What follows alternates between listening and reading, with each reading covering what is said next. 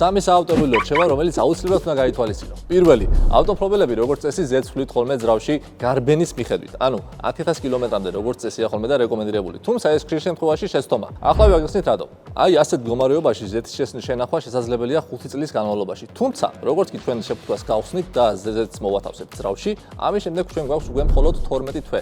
მას შემდეგ, რაც 12 თვე ამოიწურება, ზეთი კარგავს თავის ფუნქციებს და თვისებებს.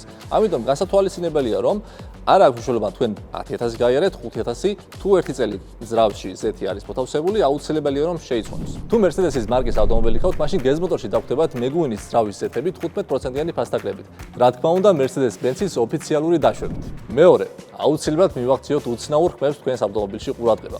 მაგალითისთვის აი ეს ხმა, ან აი ეს ხმა არ არის ნორმალური, ამიტომ აუცილებლად უნდა მიმართოთ სახელოსნოს და მოასმენინოთ შესაბამის ხელოსნოს ხმა, რადგან შეიძლება შემდეგში უფრო დიდი პრობლემის წინაშე აღვიქვათ. მესამე, ქართველებს როგორც ჩვევია, 9 საათი არ არის ძრავის გათვალვა აუცილებელი ადგილზე. ძრავის დაქოქვის შემდეგ ჩვენ და მაჩვენებლების დაფაზე ვაკვირდებით ძრავის ბრუნებს, როგორც კი ის ჩამოიწევს და ჩამოვა ნორმაში, მაშინ უკვე შეგვიძლია დავიწყოთ მოძრაობა.